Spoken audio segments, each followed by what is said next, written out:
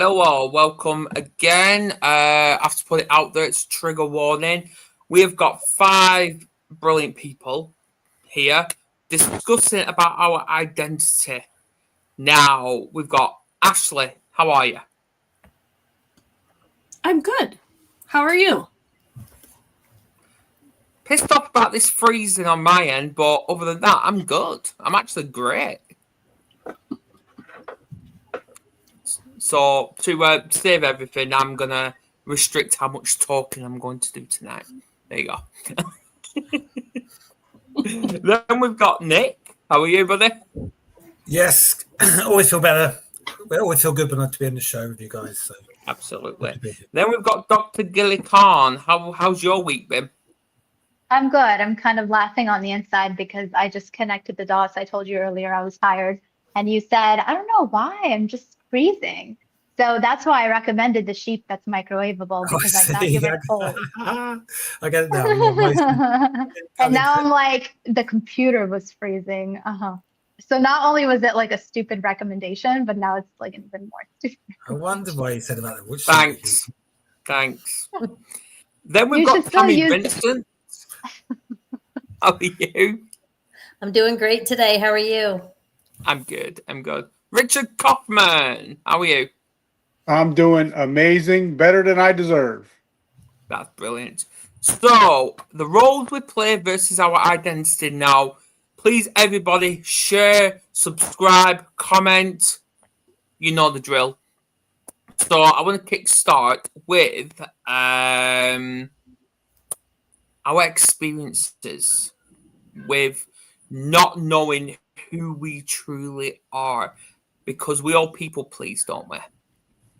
I think we all partly still people please to satisfy others before they start being a nagging person. So, who wants to go first about sharing the experience?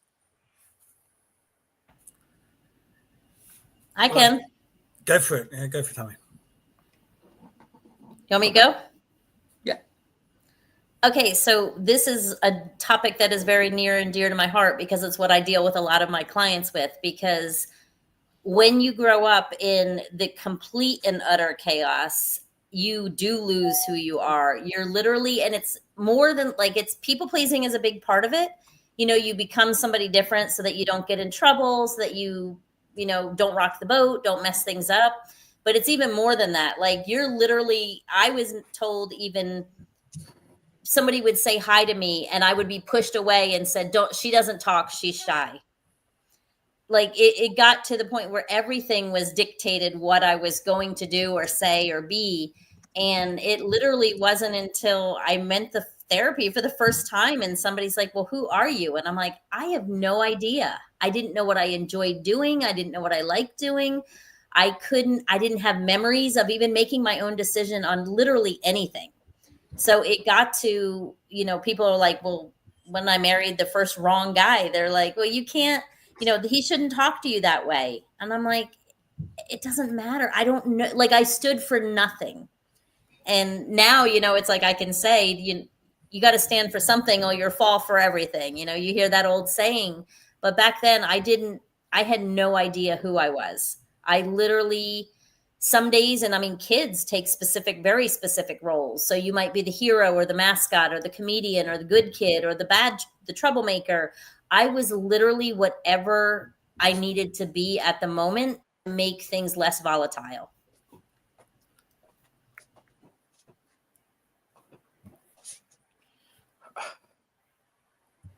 Oh, Alan's gone. Back. No, I was here. I did put in the chat, just take over. I'll be back in 30 seconds. Just had to do something. But I heard everything, and Brill, thanks for sharing. Any input on that, guys? Yeah, I think putting on a role, we often do hide our true self, and I think we put on different roles for different situations, different people, and even trying to sometimes be what we perceive as a success. We put on roles, and like you say, if you're in a relationship as a husband or wife, and in roles for business or with friends, and we adapt different roles for different people and situation, and actually all those roles we put on, often we hide who we want to be or we truly are, because we're trying to, I think, to an extent, please others or fit in or do what we think we should be doing or expected to do. And I definitely relate to that. Yeah, definitely. For a long time, it was a confidence thing, and then even trying to create a role to how I think people should see me. With as I try to, to an extent, create a role of being successful. For my friends and people I was with. But yeah, definitely. I think more than ever, we have so many different roles, and it's we can lose our identity a bit as we try to constantly create the right impression for the roles we have. Absolutely. Yeah.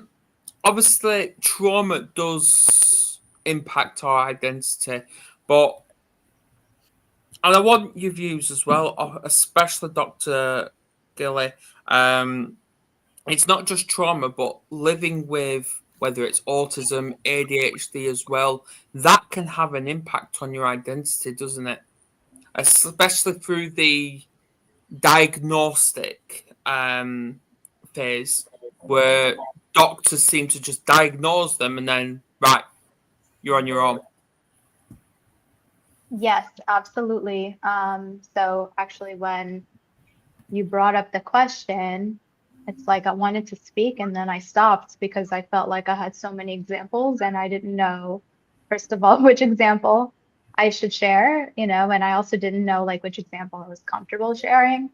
And then I was thinking about it, and it was making me, pretty angry, thinking about the times when I felt like I had to put a lid on myself. As someone with ADHD, the experience is probably similar, but somewhat different for someone who's autistic.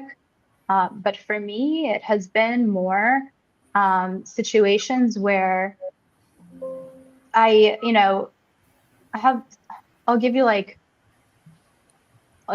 a couple examples. I was recently talking with another therapist, and I don't even know how we got into this conversation, but we were talking about how sometimes we've been shocked in interactions with other providers, like other therapists, and have kind of questioned, like, how did they even make it to the point where they became a therapist? Because somehow narcissists, will kind of, they get through and then they make it and then they see clients, and it's mind-boggling when it happens. And we were saying, like, should there be like some kind of like a screener or something when you're training mental health providers? But some of the examples I'm thinking of include those types of situations where I had like a supervisor or a boss who wanted to feel like the big fish, and as they should be, right? Like, they are the boss. But then there could be situations where maybe they're wrong about something, or where someone who's under them could outshine them in some capacity. Maybe it's not in the same way that their experience, resembles, but yeah, I've been in situations where, like, I had a mentor who I actually still have a good relationship with in my graduate program, who was very upfront with me during an annual review that I had. And he said to me that he's like, you're very smart and ambitious, but I can see you down the line pissing a lot of people off because you are very open about your knowledge. And he's like, a lot of times you're right. But there are people who are going to get upset about that because they're going to want you to stay in your lane, right? Like, as a student, right? Or you rolled your eyes. I guess you've been there too, Ashly. And that has 100% happened to me. And it helped for me to honestly have him as my research mentor, because, and even my boss now, I feel similarly, like, because I just can be open and just tell them what my thoughts are. And then they just respond to whatever I'm saying. It's not like they take things personally or feel jealous, and those emotions, I feel like, are just they're valid, but in certain contexts, unfair. And so that's where I feel like I've done a lot of masking, where I felt stuck in a position where I was like, I can't leave this position. If I leave this position, I would risk, like my degree or something else. But I felt like I didn't really have the choice, to get out in some situations like that. And that's when I had to play dumb, like, pretend like I'm a sheep. That's part of the herd where I wasn't. Like I had bigger ideas and I was creative, and I felt like I couldn't be. I had to pretend like I was dumb. Yeah. Yeah, So, yeah. It feels like, obviously, I'll get to comments in a minute. Welcome everybody. Please do comment your experience, and if you've got any questions, please do put them forward. It does feel like when dealing with identity, with that small fish in a big ocean, doesn't it? It does feel like that, and it's trying to fit into that right community. Was you doing any of that, Richard? Well, I was the biggest actor that you would ever known. I would be any room that I walked into. I would fit into that room, and I would make myself part of that room. So until I became who I am today, when I realized I'm going to be who I am, no matter where I go, no matter who I'm in front of, that's the guy you're going to see. So for me, like I said, my biggest words are, and there's a great song by Neil Diamond. It's called "I Said I Am," and whatever you say you are, that's who you are, not what other people say you are. Yeah, absolutely. Yeah. I've just switched the comments off, guys, because when they were coming up, because you can, it's a new feature now where you can show them on stage, and it was hiding Dr. Gilly, so I thought, no, we can't hide her. So yeah. Dr. Julie was saying, she about playing dumb, feeling at some one point, and then that's. I think other people perhaps feel they have to play the opposite of that. Play, really, I don't know, really extrovert and confident for not feeling it. And I think we censor. We almost often censor what we're going to say or behave. Sometimes automatically we sort of, censor and check before we say things. A lot of the time, automatically, just to make sure we're creating the right, are we fitting into how we think we should be? Right.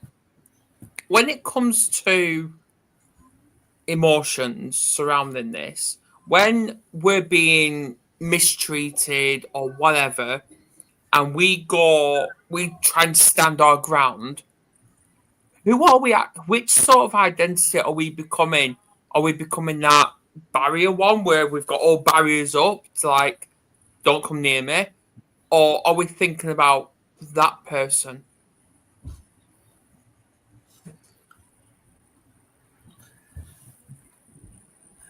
Well, I think if Richard, as Richard said, if we're being our own authentic self, and being genuine, then that's always a good starting point, isn't it? Because, if you're, to an extent, being your own true self is the best way to be with people, I think, as long as you're with good intentions. Yeah. What other people think about. Tammy, you muted. Well, Sorry. I think. I'm sorry. I think it depends on if it comes from a place of love. I think that's whenever you're talking to somebody, if it comes from a place of love, then it's going to be okay, because then you're actually being who you really are. Yeah. Absolutely. Ashley? Well, Tammy, go ahead.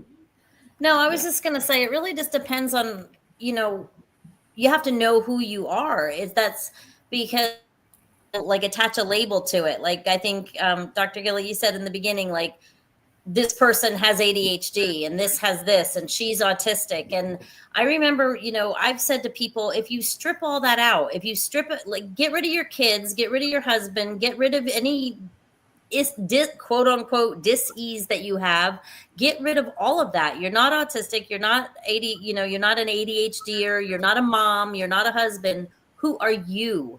And that's where I think people don't know. And I think that's the big push, is to figure that out, because we're wrapped around whatever we're doing at the moment, that, so then that's where we lose those identities. If you spend 27 years being a mom and then all of a sudden you're an empty nester, now you're no longer a mom. Who are you? So I think it's important through every single stage that we know who we are, without the roles we play are different than the identities. And I think we have a hard trouble distinguishing that. Okay. I want to ask that. I want to pick up on that. Being who we are, does that stem from childhood, as what Deanna says? Or does it come from the schools? Why I'm mentioning that is because when you suddenly start school, obviously you start off lost and anxieties all over the place, even though you haven't identified that. But you want to fit in to the school, otherwise, what's the point? So, does it stem from that, from trying to fit into the right group and finding those friends in school, or does it come from childhood trauma?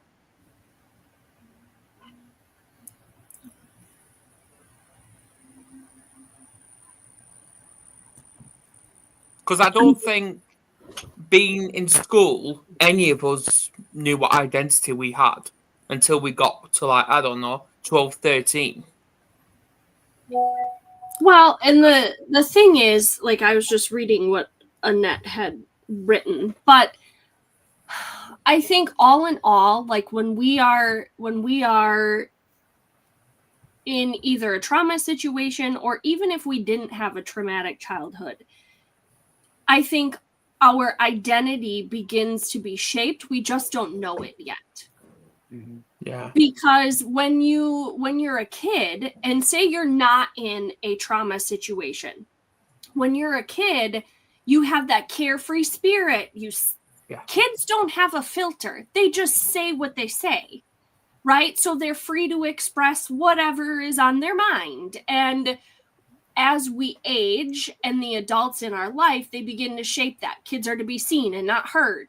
They're, and then you get into school and you're told you talk too much, you do this, you're too much. So then we begin to attach these labels, these stories and everything to, oh, well, I must be too much, so I must shrink back. Otherwise, people aren't going to like me. And then we begin to put these masks on.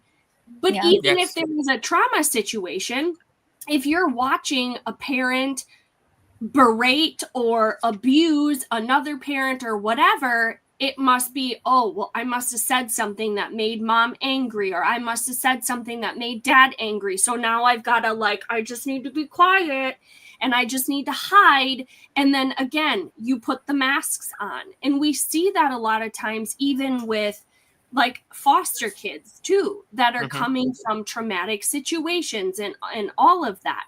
So I think it starts in our childhood and it continues to carry in school. When I was in second grade, I had, which sounds very, I don't want to say interesting, but I had people, other classmates, say that I was a slut, that I was a whore, that I was this, that I was that.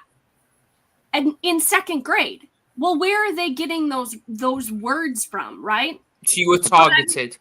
Well, it was just okay, whatever. But then as I started in the last couple of years within my healing journey, if you will, and trying to, correct some of those past wounds and whatever, and not get rid of them, but heal them. It was almost like a connection piece for me, because, okay, in second grade, I was told that. So then in high school, I was wearing the short shorts. I was wearing the shirts that show some cleavage, or my stomach and, the midriff or whatever. So it's oh, well, if I was called that, I must act that way. I must be that then. So then Right. as I got older and into my teen years, it was going after relationships that didn't necessarily serve me, but they made me feel good, right? Because it was, well, if that's what I truly am, then I'm just going to behave that way. Because Yeah. it was an identity that I attached to myself. So it wasn't until I would say probably the last few years where I started making those connections and how I attach my worth to my husband or my value to my husband or to someone versus knowing that I am bold, I am confident, I am creative, and just speaking life over myself versus I'm not enough and I'm unworthy and I'm this and I'm that. So, like Tammy, that's a question that I even ask my clients, and I say to them, who are you? And yeah, a lot of times, just like you said, they're just like, I don't know. I don't know I who said I that. am. You did say that because it's you wear the roles like you wear your clothes, and they become your identity instead of who you truly are when you strip those layers off and those labels, those identifiers, and again, the masks. When you start peeling them back, you're left with, I don't know who the hell I am. But this is where it gets fun because guess what? You got a clean slate. You get to figure it out. You get to discover who you are.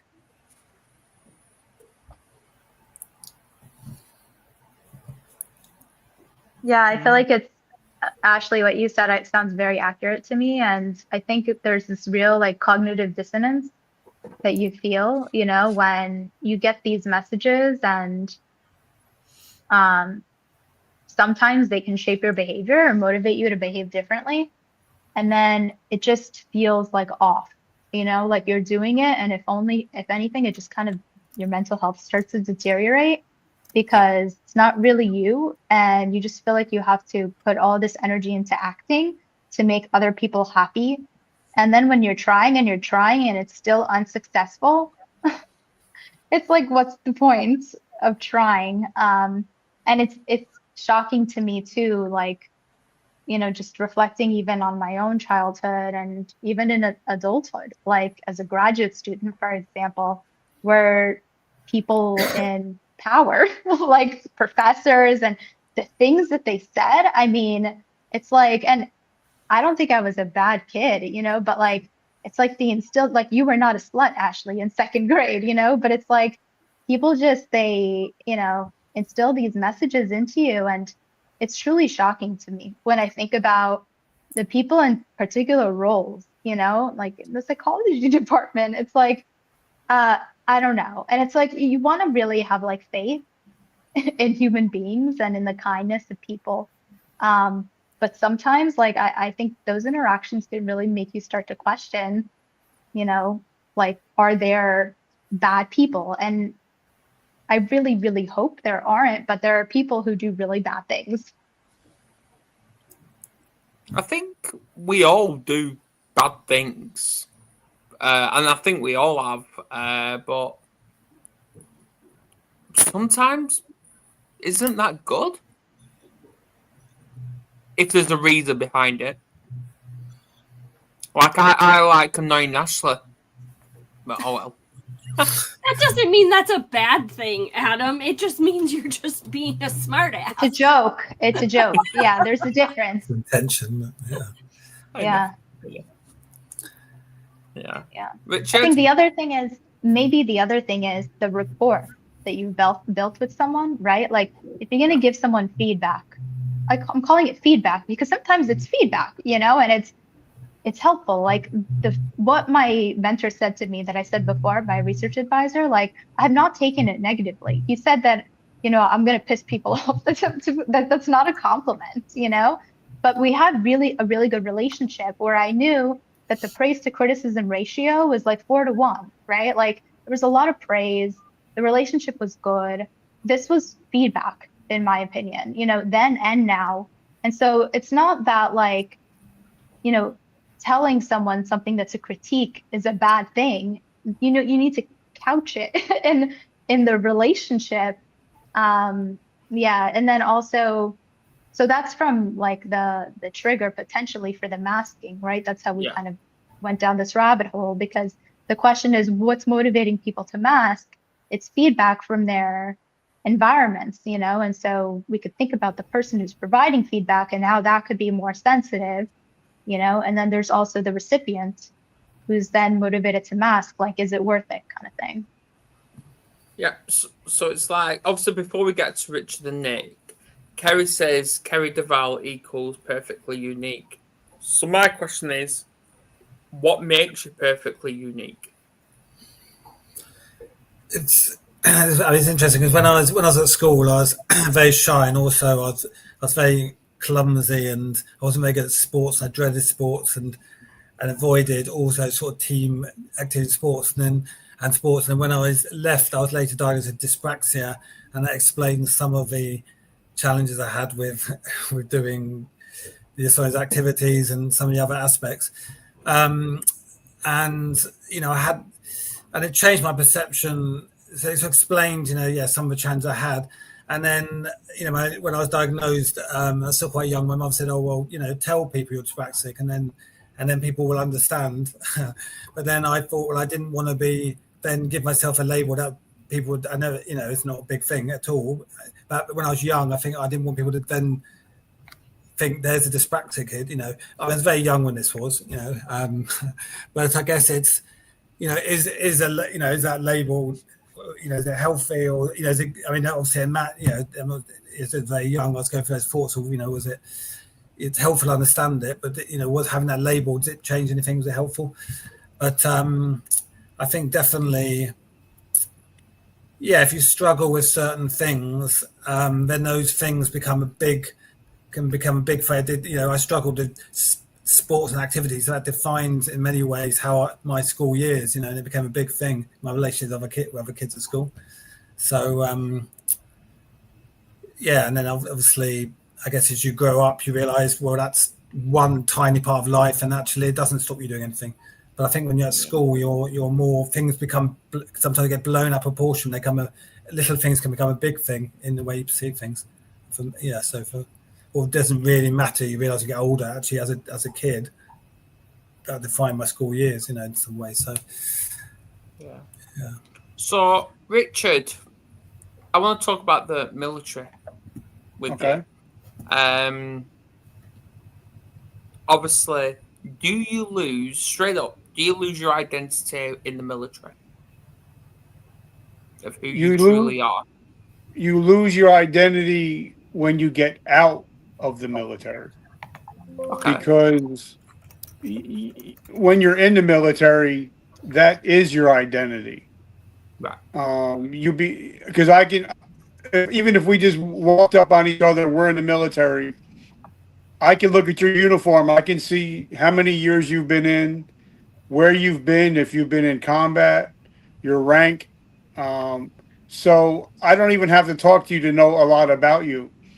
And then when you get out of the military and you're no longer Sergeant so-or-so or Captain so-and-so, that's when you have to figure out, well, who am I and who am I really? And I think that's why I just read this stat today, that we're losing 44 veterans a day to suicide because of not knowing who we are and not knowing the real person. So yes, you do lose who you are. So when you came out of the military, how long did it take you to find who Richard Kaufman is, and was it a struggle? It took me till the day that I attempted suicide. Okay. To realize, okay, you're no longer this thing anymore. Now you have to reimagine and reinvent your life. So I had to go from being Sergeant Kaufman to being Richard, and there was no Richard. So I had to start from square one, from base.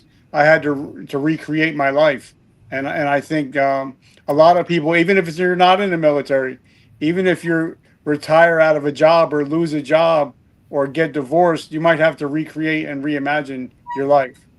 And like she said, we can always start off with a clean slate. Absolutely. And that's in recovery as well, because we lose our identity in that.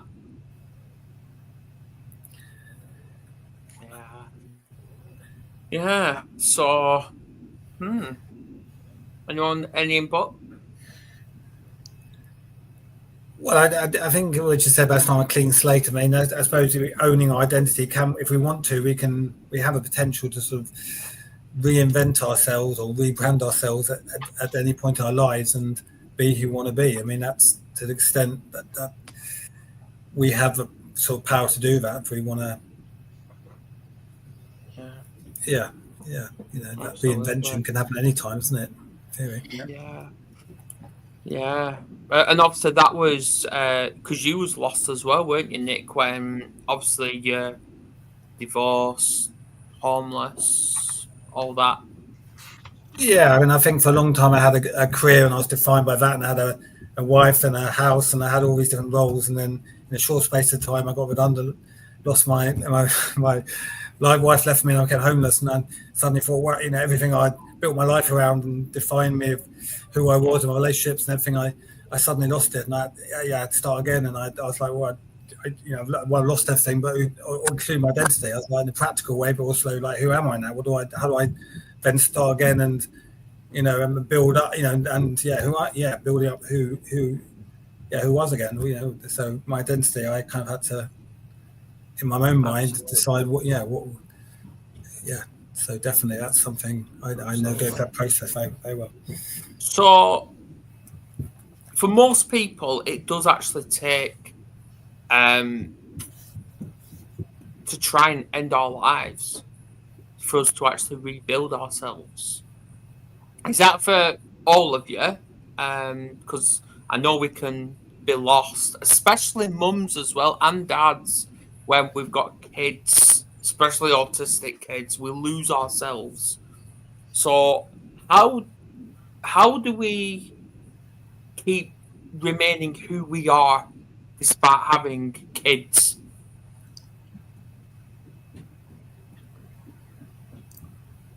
Ashly, you really have a delay, my friend. Like I know, I do. Words have already come out, and then your mouth is still moving. Bad dubbing. It's like bad I don't see it.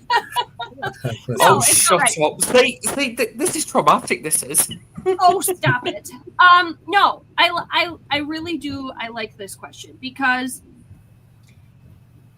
for me, when we first started having kids, our oldest is going to be 15 in a few weeks, which still just flabbergasts me. But it's one of those things that when you first become a parent, that tiny little human relies solely on you.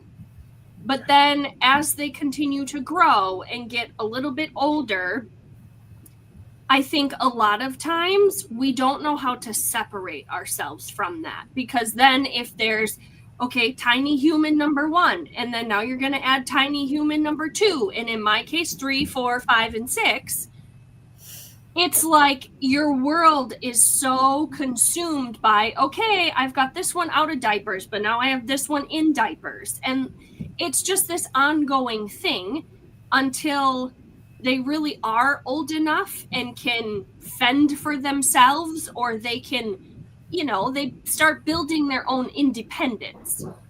So this is where a lot of my clients or even my mom friends, I will say to them, have you gotten away? Do you go away by yourself?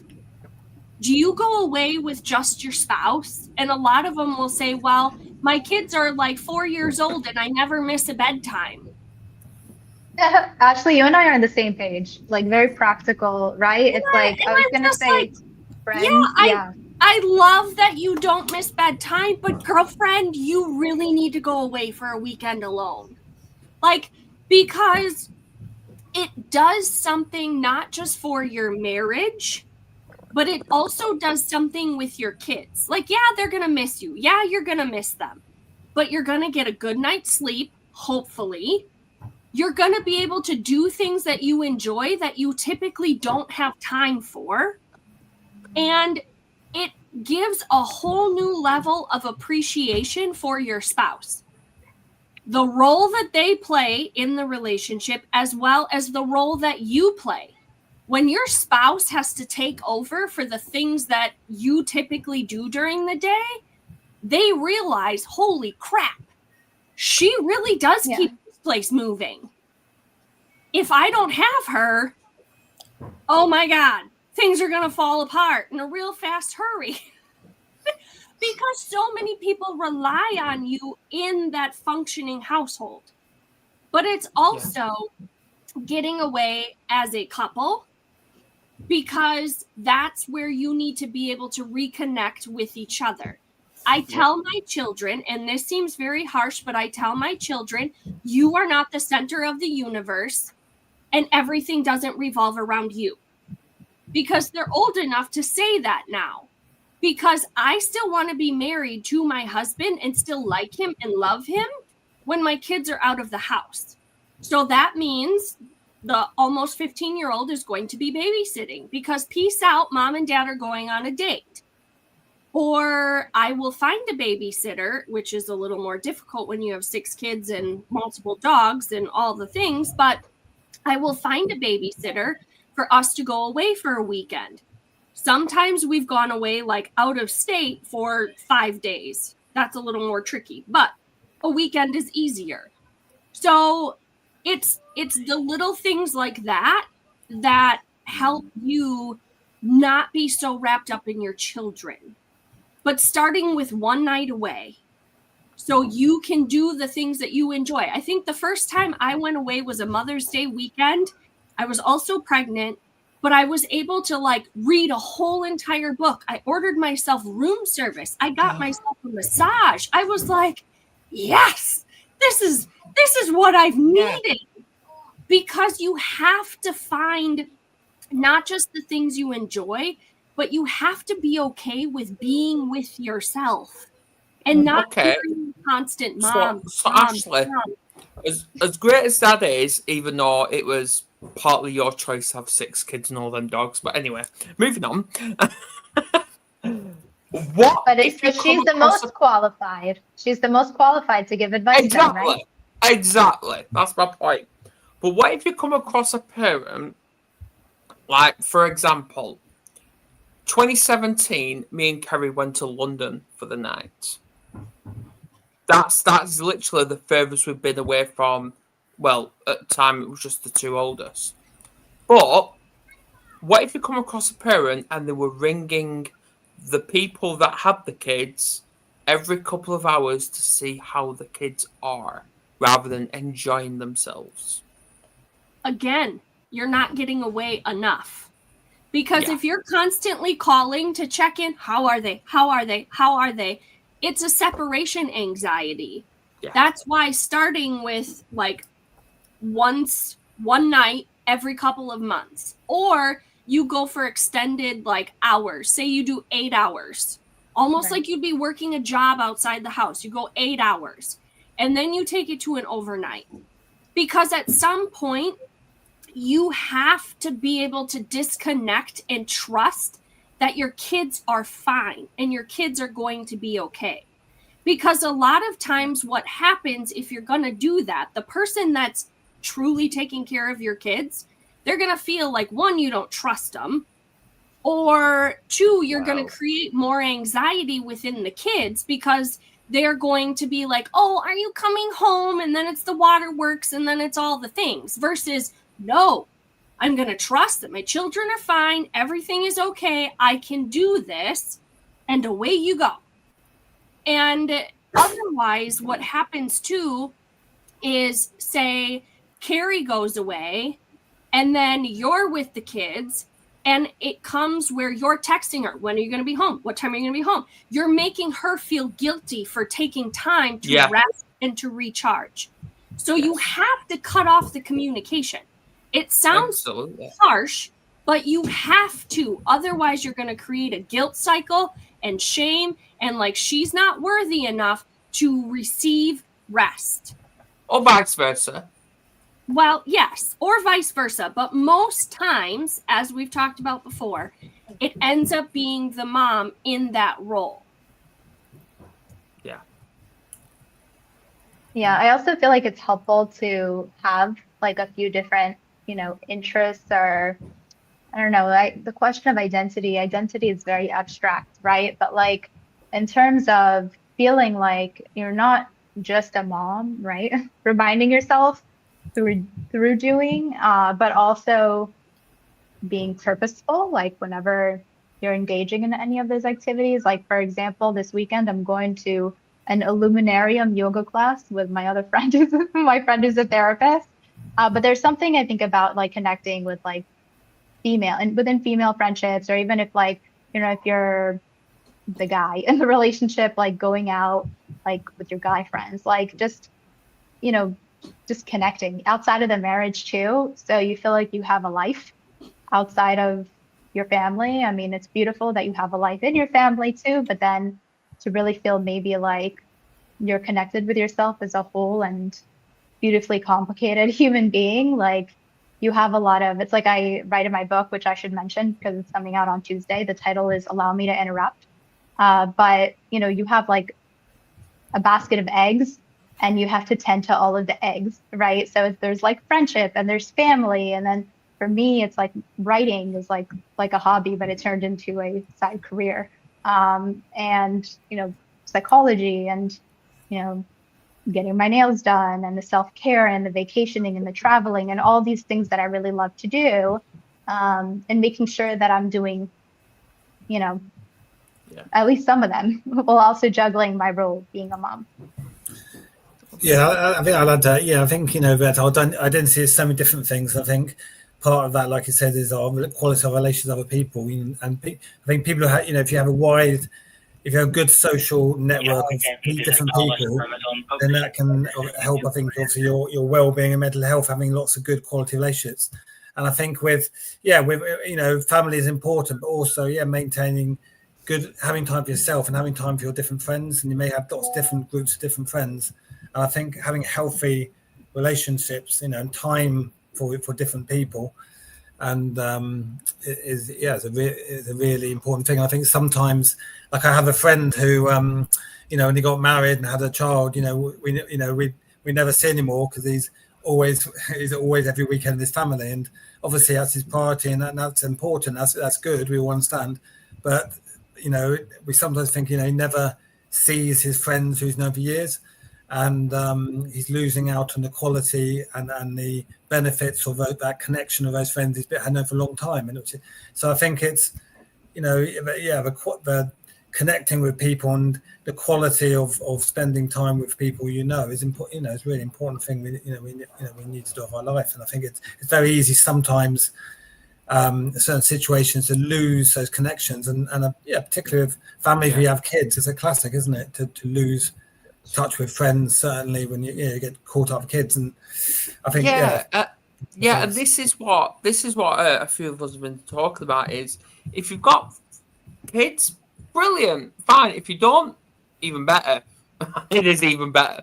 But when you're in a relationship, you need to still remember who you are, because even in the relationship, you tend to lose your identity as well out of love. But whether you're in a relationship or you got a family, as good as that is, there's still labels. There's still labels, and Ashley shouted at me about that. But still remember, you can be a mum, dad, uncle, brother, whatever, sister. But remember, you're you. And we shouldn't live in a dictatorship at who people defining who you can and can't be. Just be you. Unique.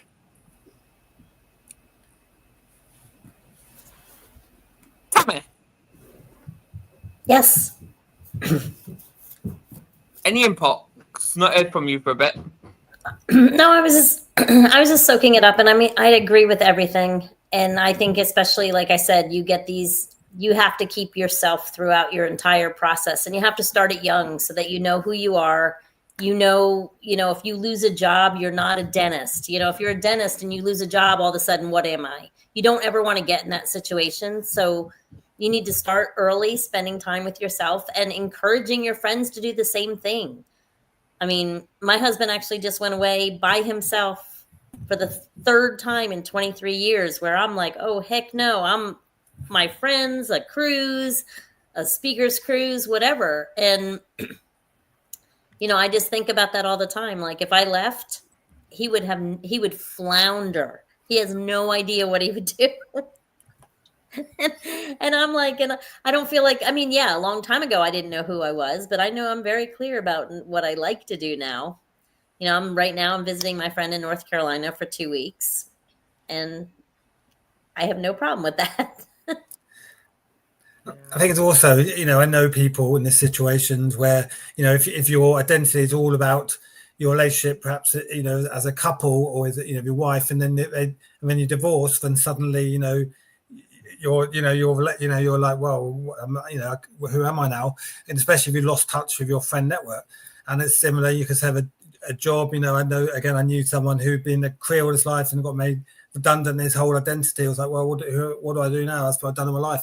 So I think sometimes, if you define your whole identity around one particular thing and that thing changes, then adapting and coping with that and adjusting to a new you can be hard, because you've built your identity about one thing. So I think it's acknowledging that actually, you're lots of things, and then if that one thing stops, well, you're still you're still doing other parts of your life that's going on. Exactly. And as Annette's just said, took me almost 55 years before I went on a trip by myself. I was so identified with being in a relationship and doing everything together. Now I love taking my own vacation. Never too late. Life doesn't start when you're at 40, guys. It doesn't. It starts when you want it to start. It's true. It's true. Wise words. Exactly. So, anything else, guys? Because I can't think. And I'm not having Ashley taking the piss out of my robotic voice. Gilly, you were going to say something. I was going to say also something I was thinking of, and then I was like, is it worth it to share it? But since Ashley is probing me out, I guess I'll just say it. But I was thinking too that even within the context of friendship, like, it's nice to, I know human beings are complicated, but it's like you have specific friends with certain personalities and certain interests and certain careers, and sometimes it's nice to talk to my best friend who is a dietitian, and other times it's nice to talk to my friend I just made who's an author and writes fiction. And other times it's nice to talk to my friend who's a therapist. It's kind of nice to have this mixed bag if it's possible. I don't have like a ton of friends. I don't want to mislead you. I have a few good friends. But I guess what I'm saying is something I learned too is like, it's nice to have variety, in your friendships too. Like people who compliment you in different ways. Because like when I hang out with my friend who's the therapist, like the conversation is very different than when I hang out with my friend who's an author, and it's beautiful because I love both of those interactions and it changes things up and it's just like gratifying. And so I feel like, friendships also help you, I think, kind of clarify what your identity is. And so you can kind of like thrive off of that and learn about yourself through your friends. Absolutely. I'm gonna steal that saying, learn about yourself before anything else, for next week's show. I'm gonna steal it. Oh, yeah. So how do we make a comeback from like, no, do you know what? When do we say we need to stop people pleasing and put ourselves first? Say it right now. Let's just go ahead and say it, and then just do it. Because we all need to say it right this second. Yes, exactly. I think, like we talk about in the rooms, I think when we get to a point when we're sick and tired of being sick and tired, that's when we get to the point to be like, all right, I got to put myself first. And putting yourself first is not selfish. Nope. It is not a selfish act. You're just trying to be healthy so eventually you can be healthy for everybody else. But you can't be healthy for everybody else if you're not healthy yourself. So Exactly. I think it all starts now. And like for me, I wear a shirt that says today I decide. Today I decide. I get to decide who I am today, who I'm going to be, what kind of life I'm going to live. So anybody that's listening can change their life from this moment forward. All they have to do is make that decision to change. Exactly, because guys, I'm going to add to that. Tomorrow's not guaranteed. It's like the airplane, isn't it? They said put your own life jacket on first before you put it on your partner or your kids. I think you can't help other people unless you're in a if you can't help yourself first, if you're not in a good position first, and the stronger and the better, healthier mentally, physically you are, the more able you can help others. So all has to start with yourself first, but then you can. Even over your kids, guys. Even over your kids. Put yourself over your kids. That's not self-centered. No, it's not. But I think too, like when we create boundaries with people, they don't have to be vocalized boundaries. They can be silent ones. Because sometimes less words equals a bigger impact. So even if you're in like a situation where you really want to have conflict and you really want to have the last word in that situation, when you know the other person will gaslight you or have narcissistic behavior or eventually use it against you, sometimes just being silent is okay. Yeah. And then you just create a boundary. And then you just decide that, nope, I don't have time for that. No is a complete sentence, my friends. And then you're not people pleasing. You are setting the boundary. You know what it is, but they might not realize it. They'll just might come to you and say, how come you never come to anything anymore? How come, you're always busy? Because I have a busy schedule. Or I just don't want to. That's it. You don't have to explain yourself to people. And I think that's where there are a lot of times that we feel like people need an explanation. Or we apologize for it. Sorry, I can't come. Why are we apologizing? I know that sometimes is an easy thing for me to say.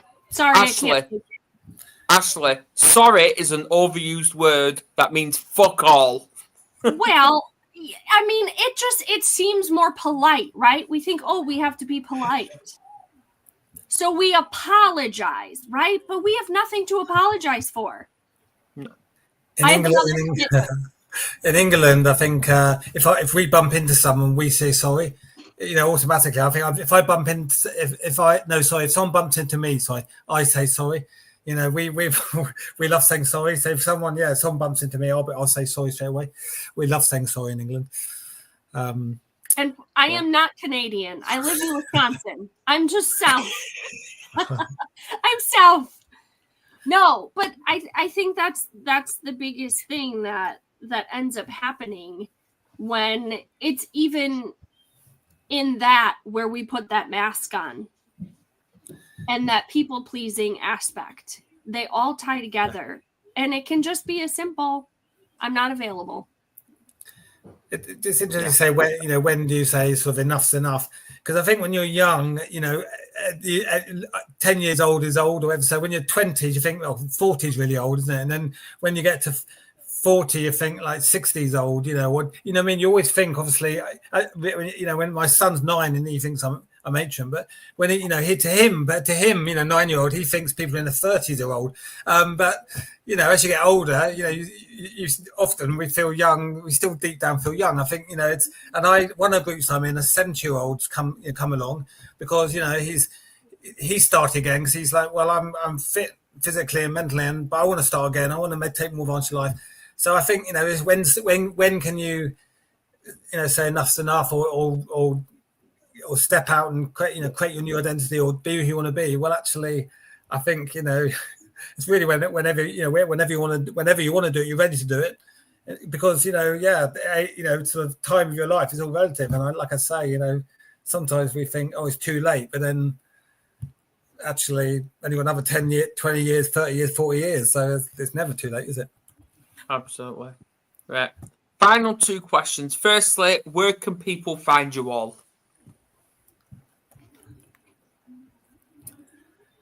Richard. They can go to the Vertical Momentum podcast. I've pretty much had almost everybody here on the show. We're on 35 different platforms, so just look up Vertical Momentum podcast. Tammy?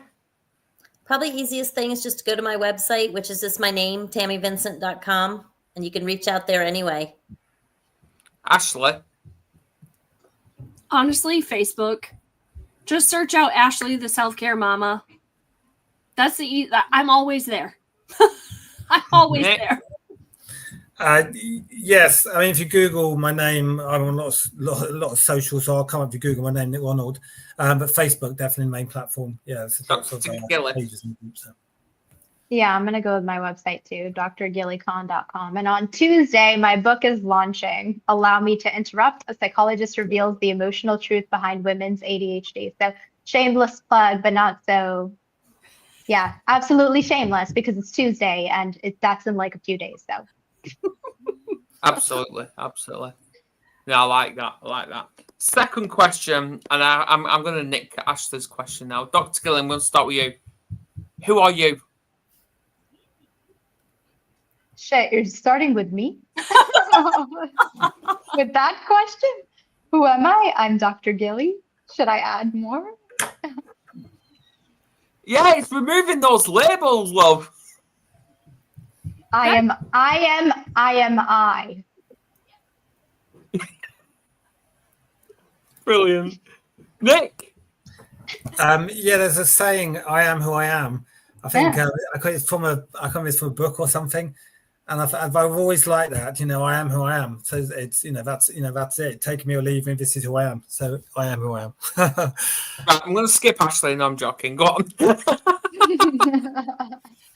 I am a badass, Adam. So be careful. No, bring it.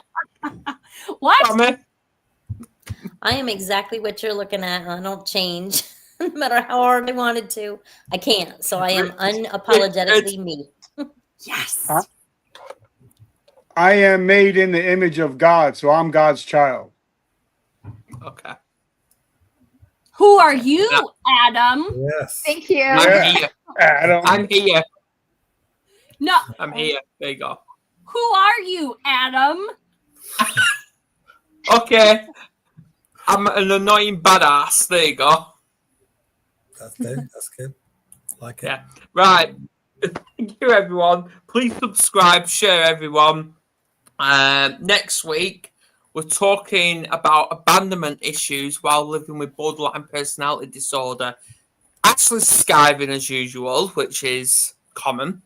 But no, she's busy. She's busy. I'm in Florida, friends, because I am speaking next week on this exact topic. Yes. And this was Ashly's idea to talk about this topic as well. So there you go. It's Ashly's topic. Oh, but I know Nick is back next week. So on that note, we'll see you 9:00 next week. So there you go. See you later. See you, everyone. Nice to meet you. See you.